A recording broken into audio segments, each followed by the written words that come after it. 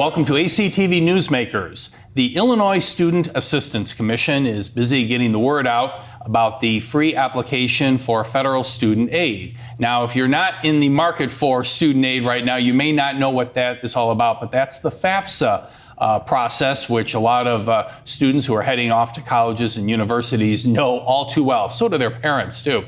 So we're going to learn a little bit about the Illinois Student Assistance Commission and that FAFSA application process. Joining us today from the Illinois Student Assistance Commission is Tommy Samanik, who is a professional development specialist with ISAC. We'll just call it ISAC. Is that okay, Tommy? Yeah, of course. Thanks for coming in to talk about this today. Thank you so much for having me. Before we get into talking about FAFSA, and I know there's been a lot of challenges that a lot of our potential students and families going off to college have encountered, let's first talk about the Illinois Student Assistance Commission. What is it and what is their goal throughout Illinois? Sure. So ISAC is the state's college access and financial aid agency for the state of Illinois. So we do really anything in the college going process. When I talk to folks in the public who have never heard of us before, I like to say, hey, remember that FAFSA that yourself or maybe your child used to fill out back in high school? They typically understand that. I go, I'm kind of like your expert in that. Now that's just one thing of about 20 things that I cover, right? Whether it's the college application process,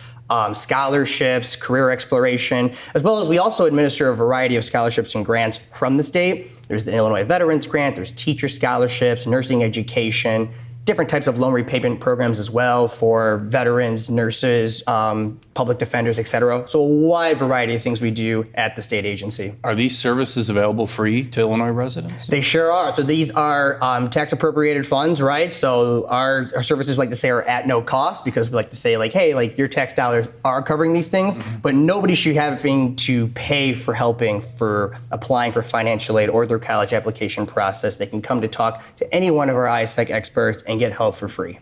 Are students who are college bound and their families, are they pretty much the group that you're working with primarily? Are they your number one consumer? Primarily, yeah. We work with a lot of high schools all across the state, and sometimes we're training college students as well who still need help in the process and navigating, different, areas of their career exploration. We also have some parts of our team that work with middle schools as well.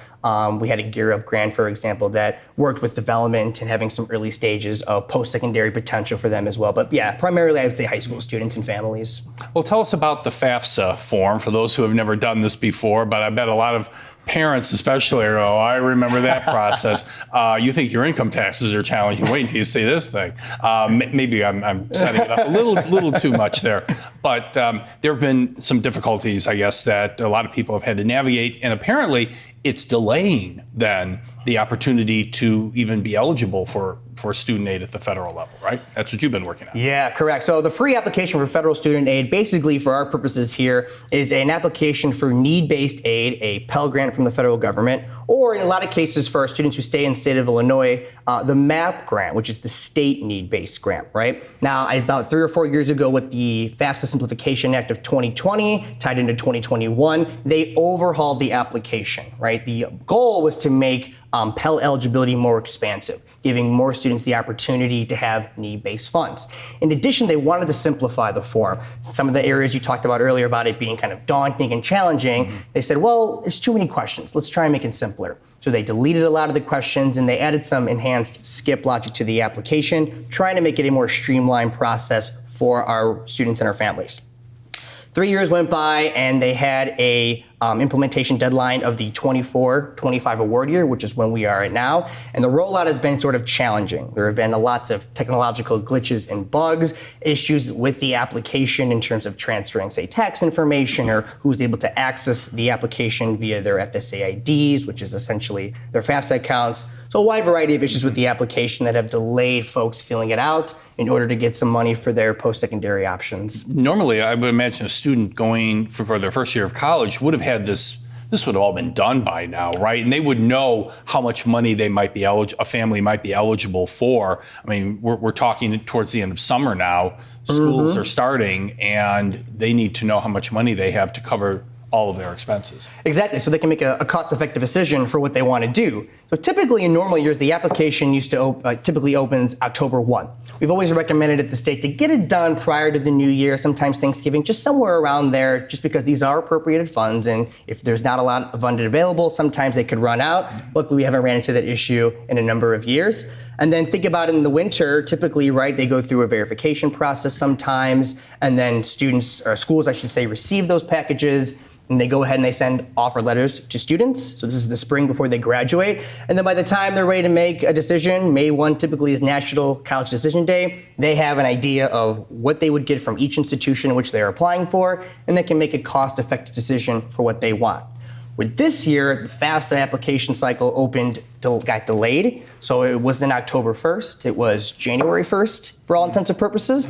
And they had a slow rollout with the application. Half of our folks that we work with couldn't get even into the application to fill it out. So most of our folks weren't filling it out until April and May, which delayed the financial aid packaging process for institutional purposes. Thus, students aren't getting the offer letters in time to make cost-effective decisions. And you could pass by one college and go off to another one.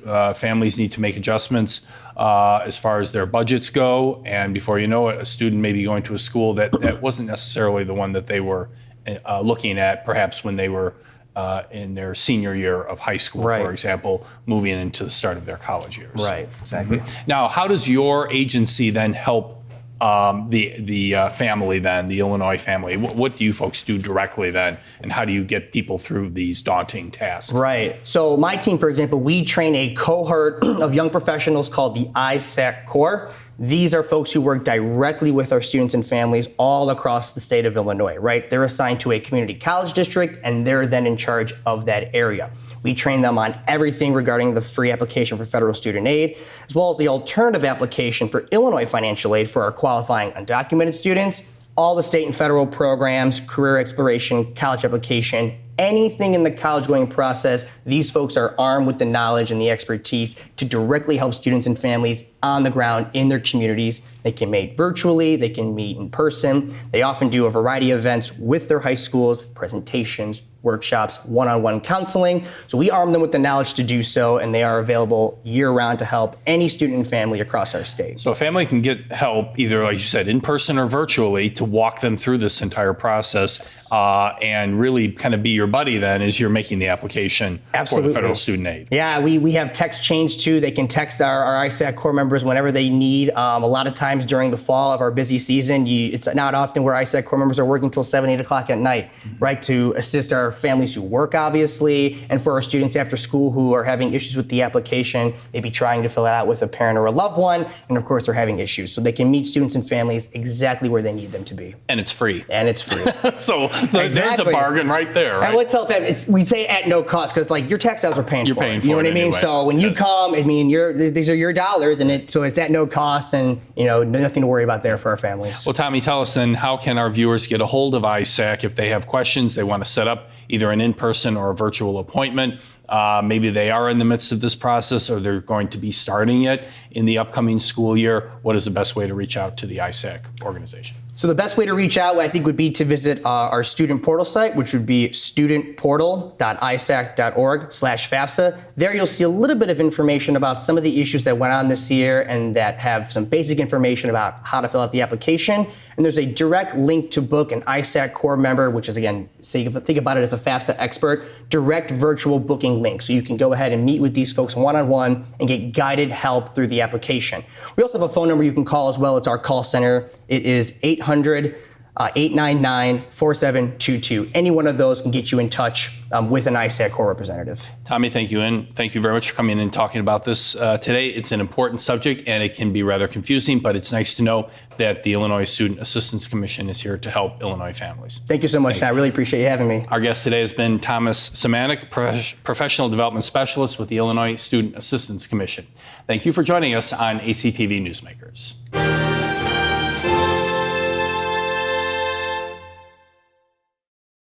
There's still time to complete your free application for federal student aid.